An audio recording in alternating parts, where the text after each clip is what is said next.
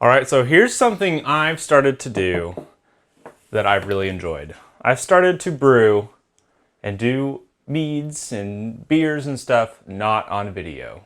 So today, you're gonna get to see, or at least see the taste test of 4 brews that have 0 documentation for them. Let's get started.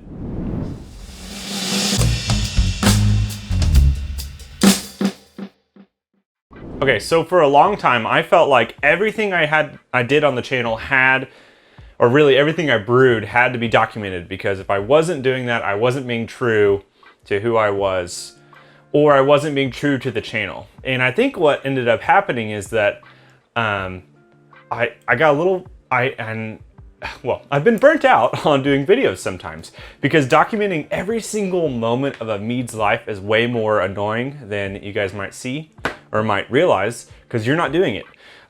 So I started to just brew on the side, not on video. And I've created a bunch of stuff now, but here are 4 brews that I have really enjoyed, and I will tell you my recipes. Of course, I'm not going to show you any video because I have 0 for it, but this might give some inspiration and information, I guess, for anyone interested in these flavor combinations. So I'm going to run you down each one, and we're going to taste test them today. I'll talk briefly about the process, but not really go too deep. So we have each one of these is probably 4.5 to 6 months old at this point. This is a blueberry and mamane blossom honey mead that was aged on rum oak. You'll find that rum oak is a common theme here. Pineapple and maple honey mead aged on rum oak. This one's about 7-ish%, 7-8%. This one is, I think about 13%. My third one for today is a pear mead that is 14%, and it did not use, quote, real pears. We'll talk about that in a second. And a blackberry mead that also, quote, did not use real pears. When I say that, 3 of the 4 of these used the Vintner's Best wine base as the fruit flavoring here. And I know, again, some of you are not too happy about that. I'm using it because I can, and I'll let you know right now if it's pretty good. So let's work backwards from the start of this. We're going to start with the blackberry mead. Now I'm going to go ahead and spoil something for you.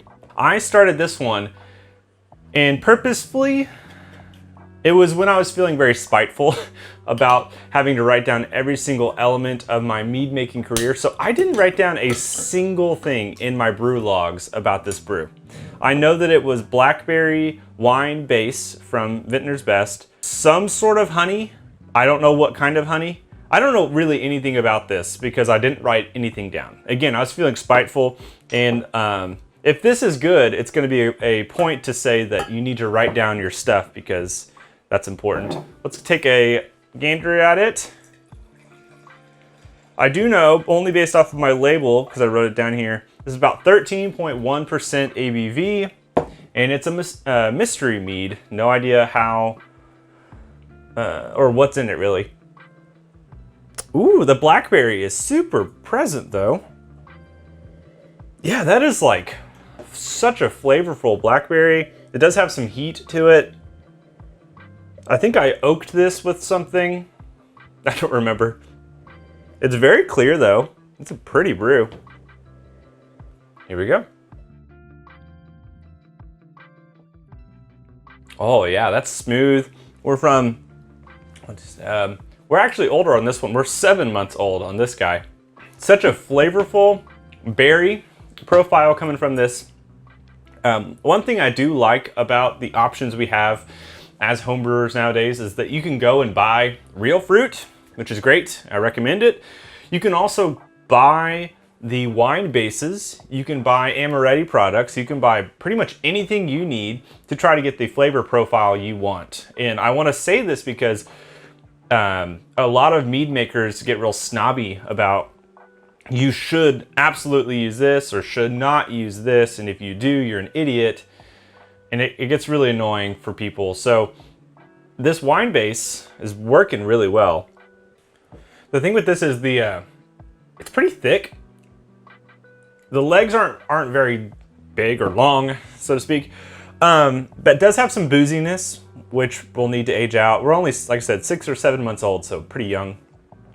But blackberry is supporting a nondescript honey character. It's like a wildflower, clover, pretty standard. It's really not bad. I promise you that they will get more informative as we go along. So, mystery, angry mead, it's pretty dang good. This next one also used the Vintner's wine base. It's the Pear wine base. This is a pear mead, and I do have information for this one. I'll show you right now. So on screen, you're seeing the following recipe. It was 12 ounces of pear wine base, 2.5 pounds of clover honey, water up to 1 gallon, 1.5 grams of Premier Rouge, 1.5 ounce of French oak chips for 13 days. I did write down stuff on this one. Stabilized with potassium sorbate, metabisulfite.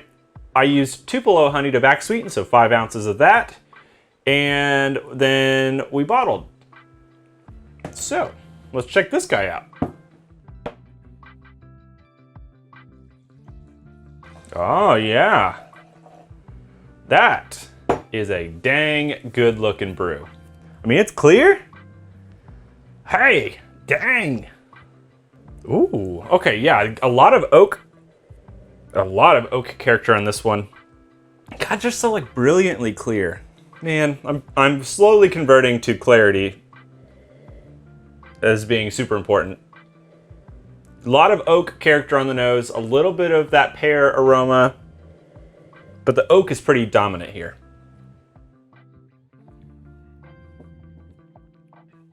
Oh, that is like warming.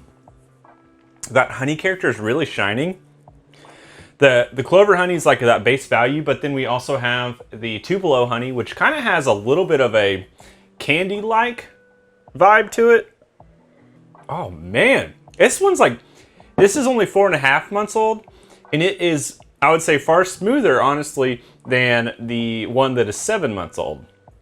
And I don't know what that says exactly, but that's okay. As far as pear flavor goes, we're not getting a lot of, I'm not getting a extreme pear flavor from it. I mean, frankly, we're getting a pretty decent pear, but it's not bright. It's very mellow, very obviously malic acidy. And I wish I had a little more brightness from the pears. The oak is really there. The honey character's shining. This one is very good though. It's hard to say that it is 100% pear. My brain is not committed to saying this tastes like pears, which is fine. It's still very good. The oak though, I think that's what really helps here. It's rounding it out quite a bit. It's just smooth. That's good. It's got like a, I think that's the oak at the end. Wow, that's pretty good. Okay, so that one's pretty nice. I do have a description of that one, so there you go. Let's move on. Now we're going to, these are all oaked in some fashion, by the way. I am now realizing that. This one, so I did end up bottle carbing this one. So you can see here, got a little bit of that bottle carbonation. This is a pineapple, maple, and rum oak mead. From January, so we're at 5 months old right now. It's about 7%, so it's lighter ABV. The carbonation I think is there to help fill out the body, but also the oak was there. So here's what my recipe is for this one. 2 pounds of maple honey, 2 pounds of pineapples, water up to 1 gallon, 3 grams of Mangrove Jack's MO5. I stabilized it with potassium sorbate. Oh, I'm sorry, did not stabilize it. I don't know why I wrote that down. Did all that. We back sweetened with erythritol. And I put some oak chips on it. A 1/4 ounce of rum oak chips for 3 weeks, which is an abnormal long amount of time for chips. And then we bottle carved it with some priming sugar. It's 4.5 months old. Got that little sparkling. I mean, it's also very clear, very good looking. Ooh, yeah, that pineapple aroma is sweet. That's a pretty, I was worried about if that would be enough pineapple for this brew, but I think it's really hitting.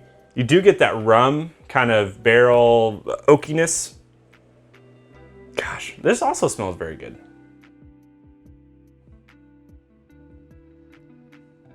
Oh yeah, this needs to be cold. I realize this should have been cold because it's super refreshing. It's got a little bit, like it is 2/3 pina colada. I don't know if that's how you say it. Brew going on. Oh yeah, I could honestly use a little more sweetness from this thing. The carbonation is very nice. Cold probably would have helped with that too. But I do like that combination. Pineapple, rum, oak. I'm definitely going to repeat this one. And I honestly think I'll repeat both of these two as well. But holy cow. I was thinking about, just a moment ago, it's a Saturday for me. And it's the evening and the sun's going to go down in a couple hours. It's like, this might be a great sit on my porch sipper. What a beautiful combination. So this used maple honey, which is a more dark, obviously maple-esque sort of honey. I got it from Flying Bee Ranch. I wanted to make a traditional with it, but then I decided let's get a little experimental. I'm definitely gonna make this again. I would probably not use maple honey only because I don't have it available and I wanna make a bigger batch of this. I'm gonna use a darker honey, not a clover. Clover's too bright. Not like as dark or weird as a buckwheat. I'm sure that some wildflower honeys can be a little bit darker. Avocado blossom, no, I don't know what kind of honey I'd use, but finding a darker-esque kind of honey would be helpful. This is so good though. Dang. Okay. So far, winner right now is that pineapple and maple honey and rum oak. Last but not least, we have the oldest one of the batch, a blueberry mead that came from the Vintner's Best wine base with Mamane blossom honey, which is a Hawaiian honey. The rest of the recipe is Lalvin 71B. This was a 5-gallon recipe. I actually still have some sitting in here. I just pulled some off of the bottle to do that, but I still have some aging. Also used rum oak in the primary, an ounce of rum oak in the primary. I did stabilize this one with potassium sorbate, metabisulfite. 2 more ounces of rum oak for 15 days after stabilizing because I was like, it's not oaky enough. 1 teaspoon of vanilla extract. I was doing that to try and like temper down the bite, I think. And then 2 pounds of orange blossom honey to back sweeten. So let's take a look at this guy. Also very dark. This one's a little bit darker than the blackberry, which is interesting. Ooh, yeah. The nose is obviously different than the blackberry. Blackberry's got a lot of brightness to it. The blueberry does have like a warm earthiness. That honey is a bright element in there, which is interesting. I don't get a lot of rum oak character, but there's a lot of competing characters as is. Yeah, here we go.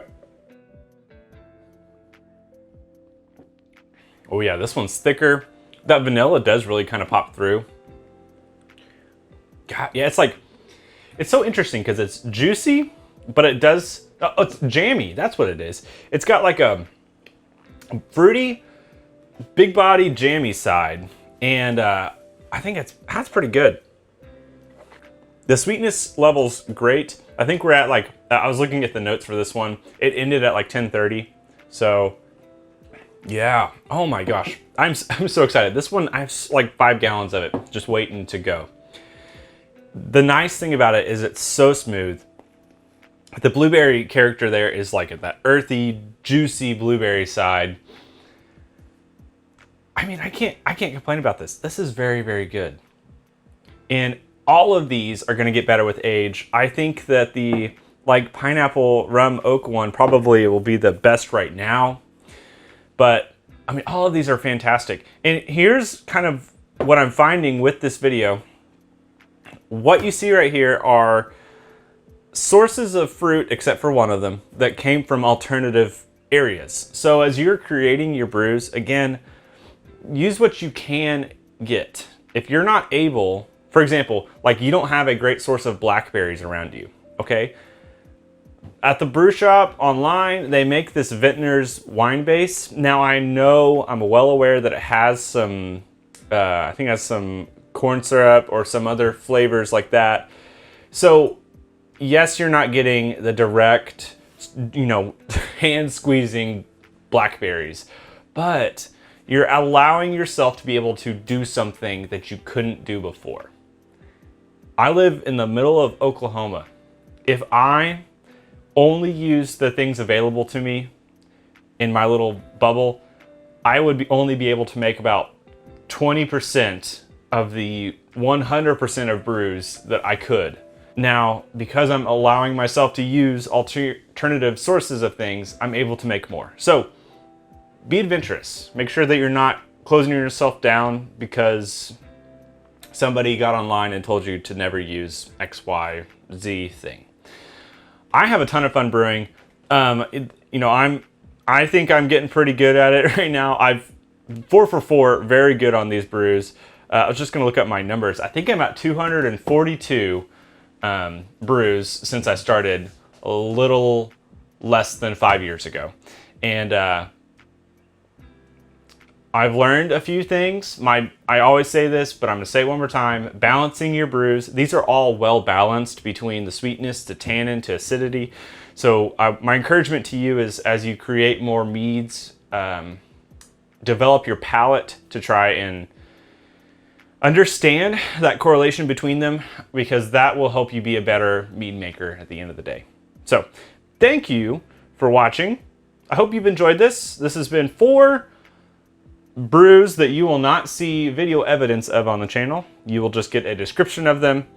I am pretty confident that I will make, like the blackberry and the pear, I feel like are not that interesting for the channel, so I probably won't remake those. This blueberry main one is maybe interesting enough to do it. It's just very good.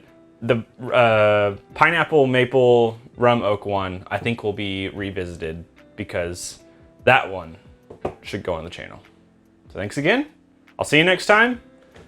Which one of these am I gonna drink? Cheers.